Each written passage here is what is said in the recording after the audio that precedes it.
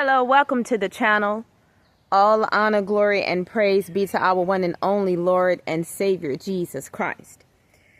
Guys, there's a lot going on in the world right now, and, just total madness. I'm aware of the riots that are going on in LA. The United States is really going through a lot of things right now, and the Bible spoke about that in the last days, perilous times would come. And I know that there are a lot of folks that made certain decisions that they regret making out there. And, in cases like that, you guys, the only thing you can do is just give it to God. That's all I can tell you. Give it to God. The world is going to be in total chaos anyway, because these are the last days.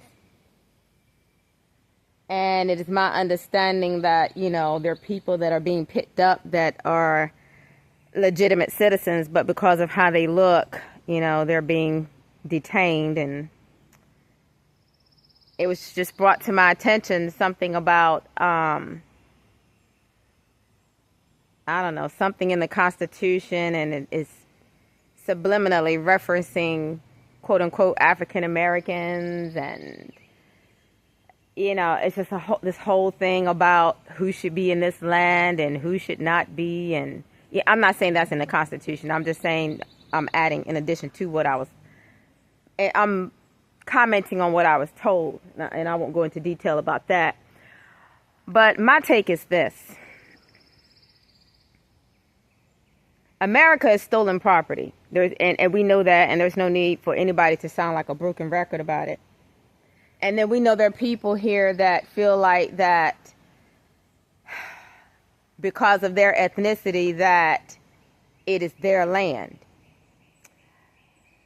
But America, we know, initially belonged to the Native Americans before it was stolen. That's just, most people know that in this country.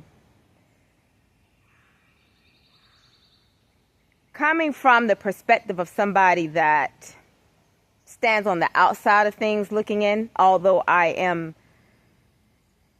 may be in a certain region, but not of it. And by that I mean I'm neutral. I don't want to say I'm on the fence, but I'm always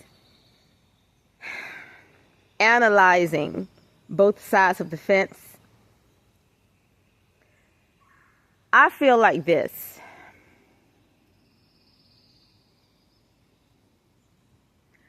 one ethnic group dominating an entire country is dangerous. And we know that is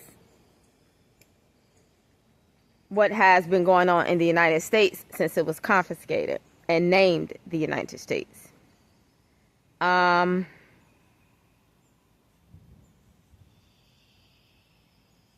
I am 100% against racism, but I feel like that trying to place everybody in different ethnic groups in the same melting pot, that's not working. It has never worked. To me, that's like trying to mix oil with water. There is no harmony there. And I feel like that when you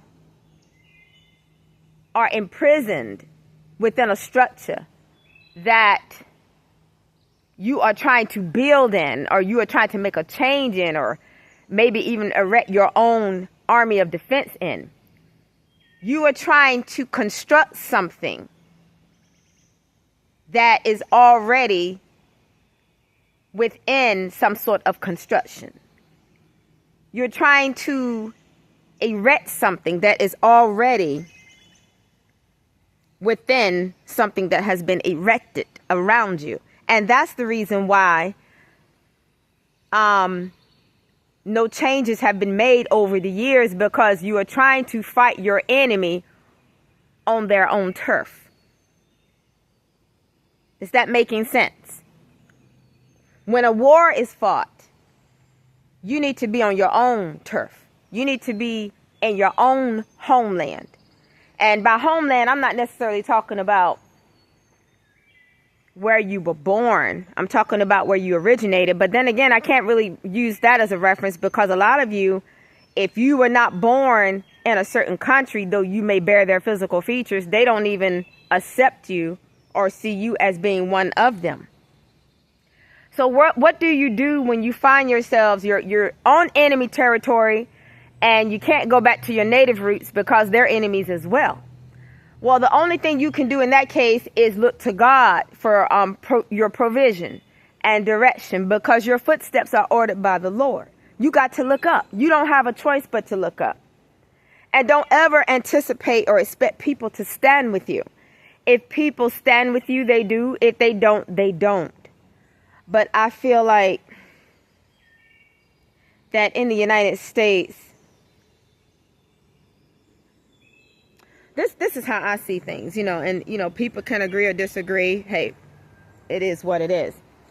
But there are people out there that want the United States to be predominantly white.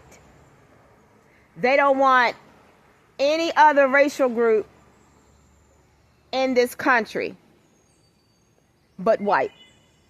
Now, I'm not saying it's everybody, but I can see it. And many of us can see it. And a lot of people are not actively saying anything about it because they know that they don't have the training that their enemies have been under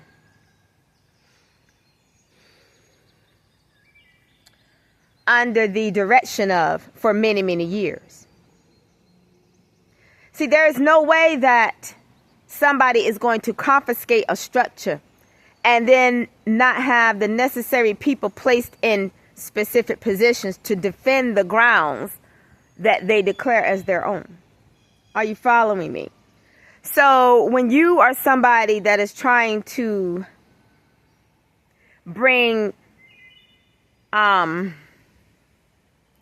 justice to the world and equality and fairness, but you are living within that structure, the people that you desire to, I'm not going to say desire, the ones that you oppose already know that within the structure, they not only have their own, but they also have their own positioned externally outside of the structure. So the only way to really take down a structure like that would be to not support it. And in not supporting the structure, it would cost you something, because you would not be able to gain and maintain the benefits from the structure that are of a necessity for the sustaining of human life. The simple fact that we still have people in the world, American citizens, living in tents, that's a disgrace. The simple fact that we still have people hungry in the United States, that's a disgrace. I'd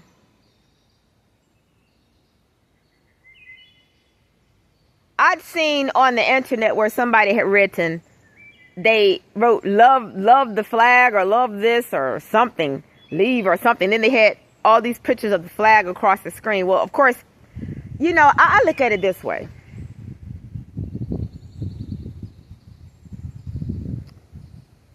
Because this problem, it runs so deep. And, hang on, you guys. Let me think a minute.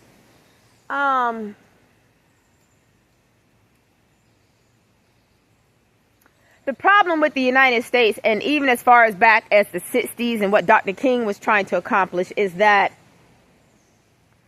when you are dealing with a structure such as the United States, you have to disarm your enemy externally before you deal with it internally. And I don't know of any victory that is won without a physical fight. Now, I'm not encouraging physical fights, but peaceful protests don't work. And also, not having a uniformed stance does not work. Not having prior training does not work.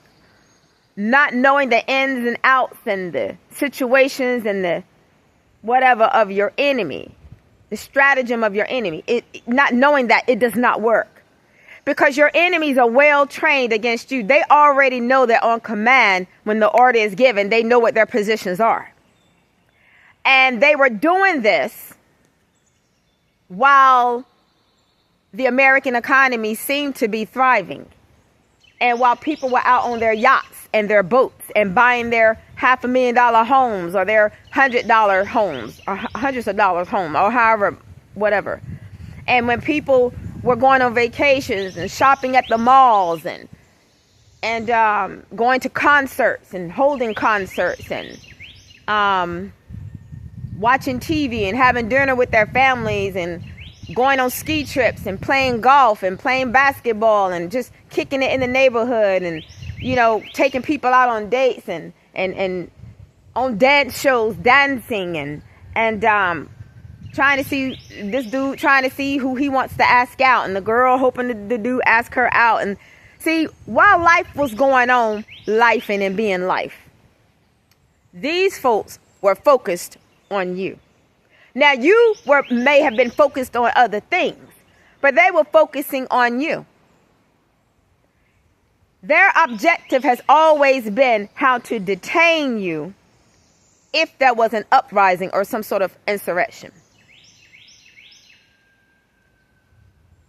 The mistake that people made, and I'm talking about people in general because there are people of other ethnicities that were involved in the civil rights movement. But the mistake that people made when Dr. King was assassinated was not going to war. And I can understand people feeling disheartened. Yeah, it's a sad thing what happened to Dr. King. Nobody had the right to take his life. That man didn't do nothing to nobody. But, and I know there were other people that tried to pick up, I guess, where they felt he left off. But y'all, I'm telling you, marching is just that. It's marching. You're marching in the presence of and around your enemies. How is that affecting your enemies? Because they're standing right there watching you. Y'all. They're watching you march, but your marching is not going to change their heart. Your marching is not going to change how they feel about you. And I don't even feel that your goal should be to change how your enemy feels. Your goal should be to get